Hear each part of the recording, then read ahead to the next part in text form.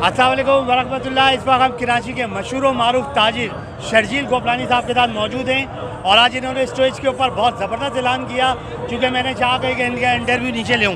तो सर आपने बोला कि अगर जिहाद का ऐलान होता है और यहाँ से जो है काफ़िला जाता है तो तमाम तर अखराज जो है ताजिर बिरादरी इख्तियार करेगी, इसके बारे में आप क्या कहेंगे? देखिए सीधी सी बात है, हमारे फ़राइज़ में शामिल है। ये हमने उस्मान गनी का जो है हमारे सामने मौजूद है, सहाबा कराम ने अपने घर के बर्तन तक बेच के जहाद के लिए नबी वसल्लम की खिदमत में दिए। अब नबी वसल्लम के दौर में तो नहीं पहुँचे, लेकिन उस उम्मत में तो ज़रूर है और इंशाअल्लाह जो सहाबा की सुन्नत है उस पर हम अमल करेंगे।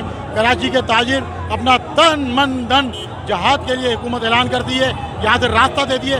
तमाम अखराजात कराची के ताजिर बर्दाश्त करेंगे और तमाम लोगों को फ़लस्तीन की सरज़मीन तक पहुँचाने की जिम्मेदारी कराची के ताजिरों की है। अच्छा, आप जो है पाकिस्तान के इदारों से क्या तवक्का करते हैं और उनको क्या पैगाम देते हैं? एक ही पैगाम है, क्योंकि पाकिस्तान इसराइल का ऑल्टरनेट है।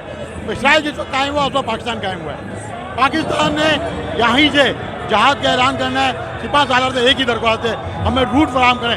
आपकी कोई मजबूरियाँ हैं, कोई परेशानियाँ हैं, हमें उसके मसला नहीं है, आप हमें रूट फराहम करें। हम वहाँ जाएंगे या तो ताज शहादत पाएंगे या गाजी बन के तो लौटेंगे। आप बाकी ताजिरों को भी अपने साथ मिलाएंगे इस मामले में? कराची का बच्चा फ़लस्तीन के लिए जान देने के लिए तैयार है, इस दीन के लिए मर मिटने के लिए तैयार है, रसूल अल्लाह की उम्मत को बचाने के लिए तैयार है। बहुत शुक्रिया। अस्सलाम वालेकुम वरहमतुल्लाह। Kashif Qadri, mobile market, Abdullah.